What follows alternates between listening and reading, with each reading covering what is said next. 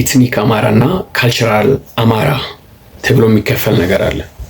የ7 ዓመት የቲፒኤልኤፍ አገዛዝ ከወረዳ ጀምሮ ያሉ የከተማ ነዋሪዎችን በትምክተኝነት፣ በአዳሪነት፣ ጸረ ብሔር ብሔረሰብነት አድርጎ ምናምን ፈርጀዋል። ይሄ የፈረጀበት ምክንያት ምንድነው? አማራነትን እንደ ጠላት ስለሚያይ ቲፒኤልኤፍ ኢትኒክ አማራ የሚለው በአማራ ክልል 3 ተብሎ የተሰጠው እዛ ውስጥ የሚኖረው ህዝብ ኢትኒክ አማራ ይባላል። ከተማ ላይ የሚገኘው ለምሳሌ አዲስ አበባ፣ ሐዋሳ፣ አዳማ፣ ቢሾፍቱ፣ አርባ ምንጭ ምናምን እነዚህ መለስተኛ ከተሞች ላይ የሚኖሩ ህዝቦች ብሔራቸው ምንም ሊሆን ይችላል። እነዚህን ምን ይላቸዋል? ካልቸራል አማራ ይላቸዋል ቲፒኤልኤፍ።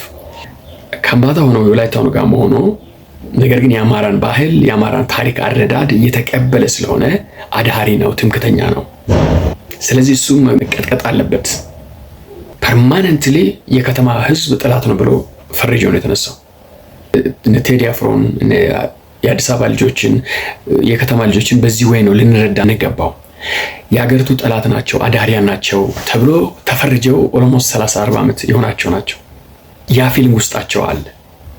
ሌላው ተሆና እኛ እንኳ ወረዳ ላይ የተወለድን ሰዎች የአካባቢውን ቋንቋ ቀላጥፈን የሚናገር የዛ አካባቢ ብሔር ተወላጆች የሆንን በአብዛኛው ጊዜ ከውህድ ብሔር የምንወለድ ሰዎች በትምክተኝነትና በአዳሪነት ነው የምንፈረጀው።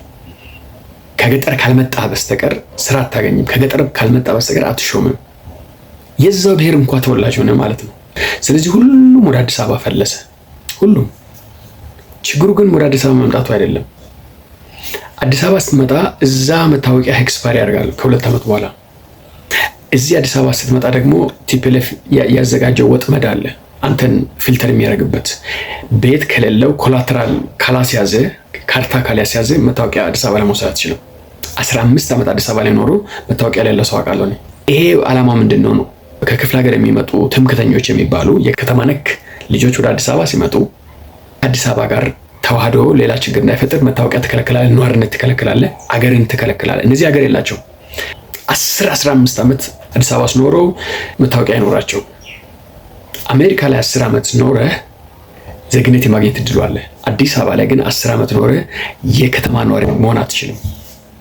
ይህን የአፓርታይድ ስርዓት የፈጠሩበት ምክንያት ለትግራይ ልጆች ለማመቻቸት ነው።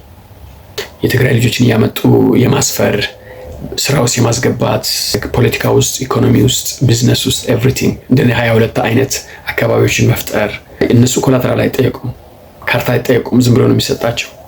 የአዲስ አበባ ህዝብ ወንጀለኛ ተባለበት ምክንያት የከተማ ልጅ ስለሆነ ነው። ትምክተኛ ነው ተብሎ የምኒልክ ናፋቅ ነው ተብሎ ይታሰባል። ወደብ ሊጠይቅ ይችላል ተብሎ ይታሰባል። የመጀመሪያው ሊትመስ ቴስቱ ምንድነው? ወደብ ከጠየቅ አንተ ትምክተኛ ነህ፣ የወደብ አፍቃሪ ትባላለህ። ከተማ እንዳይለማ ነው የተደረገው። ከተማ እንዳይስፋፋ ነው የተደረገው። ከተማነት ከተስፋፋ ነፍጠኝነት፣ ትምክተኝነትና አዳሪነት አብሮ ይስፋፋል ተብሎ ነው የሚታሰበው። ሪፕሬዘንቴሽን እንዳይኖራቸው የተደረገው ለዛ ነው። ይሄን ወስደን ግን ስንመጣ የአሁኑ መንግስት የከተማነት ተቃዋሚ ነው ወይ? ከተማ ላይ የሚኖሩ ህዝብን በአዳሪነትና በአፄው ስርዓት ናፋቂነት እየፈረጀ ያገላል ወይ የሚል ጥያቄ ካለን ነው ያን ጥያቄ ነው መመለስ ያለብን። ምናልባት እንዲሁም ከተወቀሰ መወቀስ ያለበት መንግስት ከተማ ላይ ብዙ ትኩረት ይሰጣል የሚለው ነው።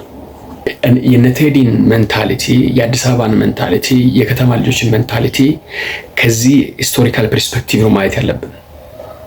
ካልቸራሊ አማራ ባትሆንም ካልቸራሊ አማራ ሆነሃል፣ አማራነት ደግሞ ወንጀል ነው ብሎ የሚያስብ አገዛዝ ነበረ። የሚያስብ ብቻ ሳይሆን ፖሊሲ ቀርጾ ያስፈጸመ መንግስት ነበረ። አሁን ያለውን መንግስት በዚህ ወይ ትሪት ካደረግነው ኢትስ አንፌር። የራስን ክሪቲሲዝም በሌሎች ነገር ላይ አስቀምጣለሁ። ሪጋርዲንግ ከተማነት ግን ይሄ መንግስት ጥያቄ ላይ ሊወርቅ አይገባም።